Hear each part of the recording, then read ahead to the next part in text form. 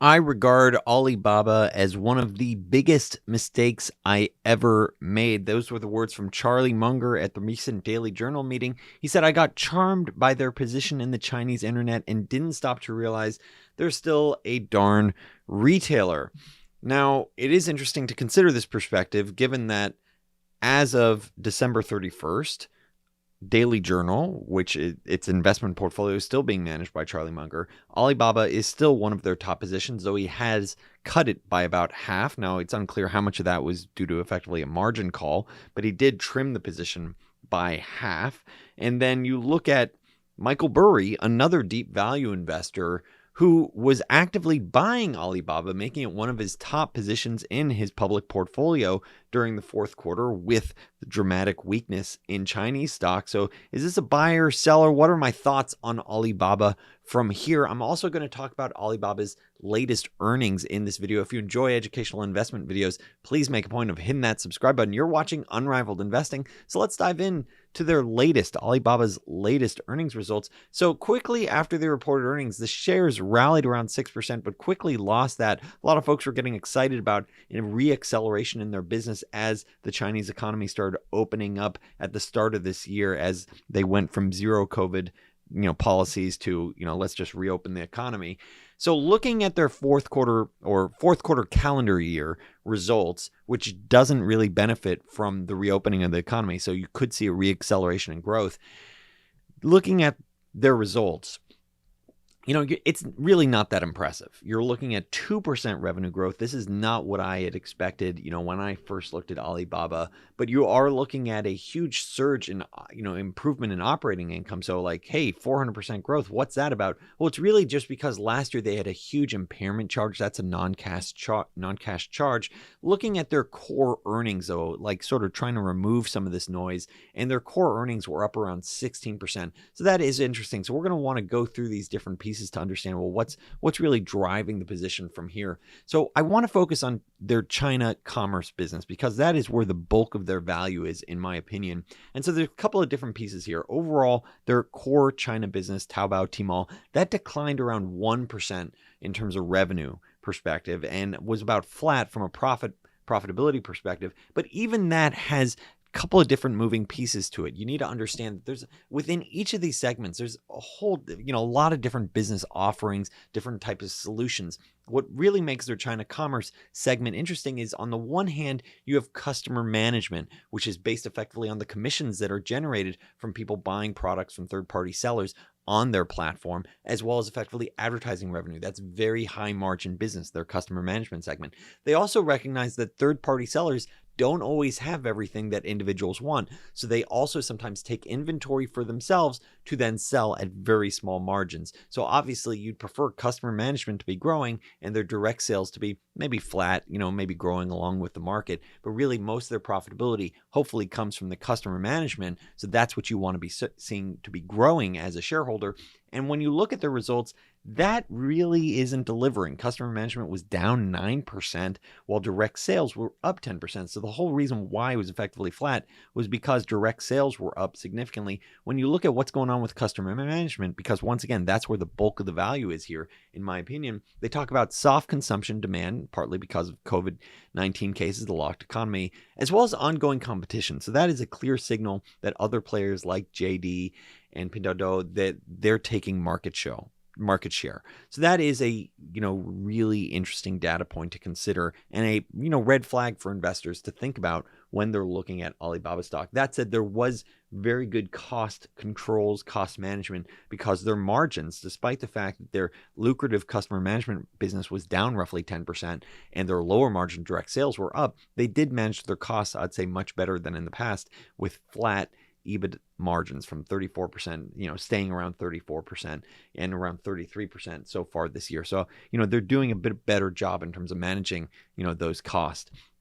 So then, as we look at, the business across various different segments, China commerce, once again, that's the bulk of their value. That's where they're generating most of their profitability.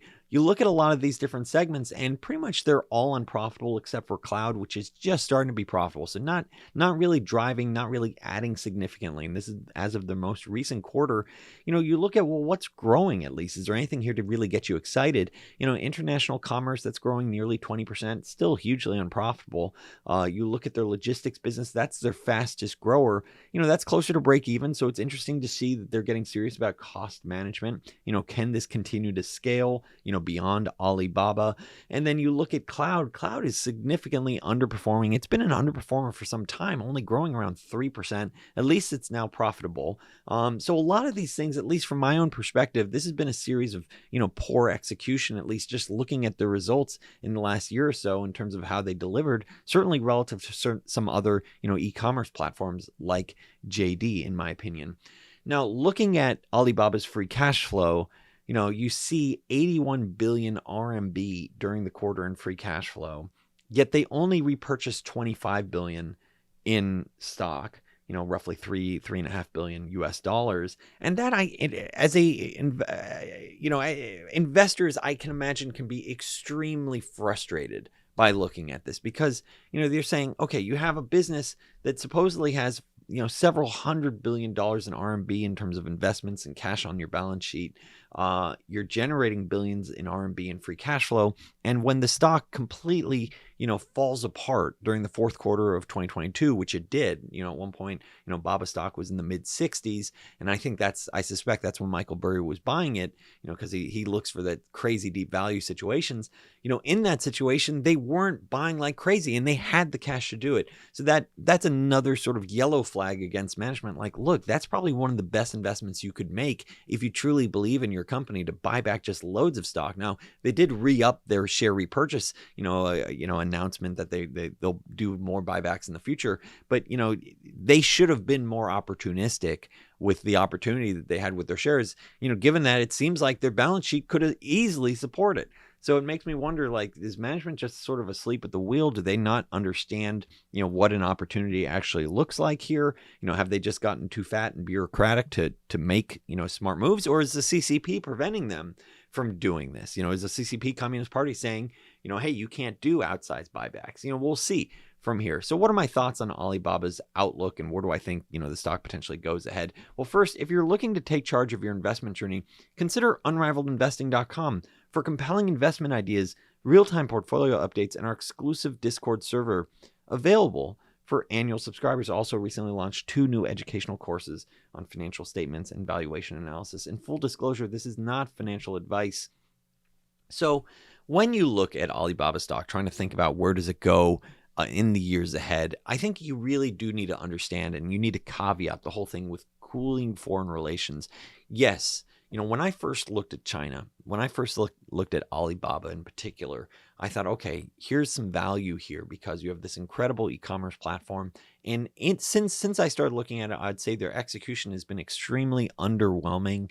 I don't agree with Charlie Munger saying it's just a darn retailer. I think there's a lot going on here. Their customer management business is very high margin, effectively a commission off of third parties. It's sort of like saying Amazon's just a retailer. I don't agree with that sort of mindset either. I think these are different beasts. And looking at what's going on with Alibaba, there's a lot of different pieces there. You got their financial unit, Ant, which it's unclear how that sort of plays out. Maybe there's an IPO for that at some point in the future for tens of billions of dollars of value. And keep in mind, they still own, roughly 1/3 of that. They have this Alibaba Cloud, which is, one of the top clouds in China. And keep in mind, China is going to be very sensitive about what cloud data providers they're going to use, and they're not going to be particularly tolerant, I imagine, of third parties. So that means you're going to have a closed garden, in which case, Tencent and Alibaba are probably going to be the top players for some time. And then you look at their e-commerce segment, it's very different than a traditional ma and pa retailer, in my opinion.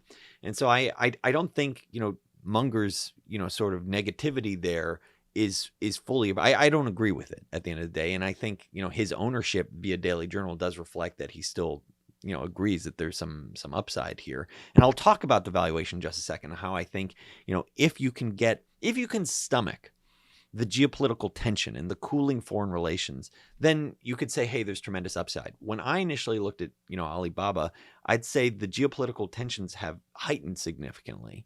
And, to that point, you have delisting, you have and if things get really bad, you could have, asset seizure, you can have, just enormous taxation. So effectively removing any benefit for Chinese holders to invest. And so that is something that it's well beyond the scope of my initial thesis. So from that perspective, both on the execution as well as the macro risks have made the thesis much worse than when I initially looked at it. So that's so if you can stomach that, if you can stomach the geopolitical sort of, wiping you out thesis, and keep in mind, look, China is still the number one trading party to most countries in the world. The screen that you're probably watching this on, the device, whether it's an iPhone or a computer, there's a good chance it was manufactured in China. So there's this real challenge of sort of how you're dealing with, reworking a global manufacturing base and global tensions, geopolitical tensions, which are, in my opinion, are very, very real. So if you can stomach that, which, for me has become increasingly difficult to stomach, that sort of, and it's beyond the scope of my initial thesis with Alibaba, also their poor execution. If you can stomach all that, so putting that huge caveat aside, if you were to pencil out a valuation framework for Alibaba stock, where it currently trades, then I think you can pencil out very attractive upside potential. And that's part of the reason why I think you see deep value investors like Charlie Munger, like Michael Burry, invest in Alibaba stock, where even though it's rallied significantly from the lows in the fourth quarter of 2022 when Michael Burry was buying, I think you still have, if they execute on a very, I think I've reset my own personal expectations for where Alibaba goes from here.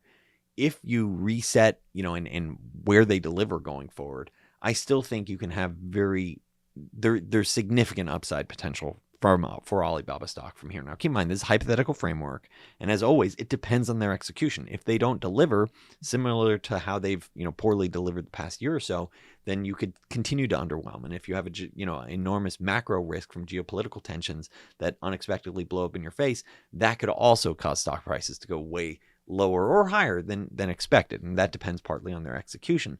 So looking at this as an example, so there's a lot of different pieces. Once again, the main piece that I'm thinking about is China commerce. If they deliver, I'm thinking, look, they have lots of free cash flow that they're using to buy back stock to maybe 3 to 4% a year, maybe even more if they actually get serious about using their balance sheet. Given their business, maybe 10 to nearly 30% annualized growth in the years ahead if they deliver. And let me show you an example of the assumptions I'm using with their China commerce segment. As always, I share the full sheets, that subscribers at unrivaledinvesting.com can download and play with these sheets themselves. But looking at China commerce for this year, it's effectively flat is what I'm penciling out. I'm assuming margins are much lower than sort of what they're guiding to, or what they've done recently in terms of mid-30s. So I'm assuming that they continue to have margin pressure because of, sort of the business mix changes. And I'm assuming that their growth in the years ahead is much lower than when I initially looked at Alibaba and say, hey, maybe it just grows along with the Chinese economy. Maybe mid-single digits, not great growth, give or take a little. And assuming a multiple that's effectively a discount from where a lot of U.S. stocks trade at, around 15 times, give or take a little. And that still gets upside to the current market cap just based on this commerce segment. So in my opinion, if there's any sort of benefit from this, from either margins or from growth or from multiple, you could see significantly even more upside than what I'm penciling out. So what I'm trying to say is there's this huge macro risk that is beyond the scope of what I initially considered, which is unfortunate because there's a global, we used to be a much more global economy where everyone, you're sort of saying, hey, let's all work together, let's move production to the lowest cost area. And now it's sort of saying, okay, we're going to have to change everything post-COVID to maybe resource things closer to our own borders.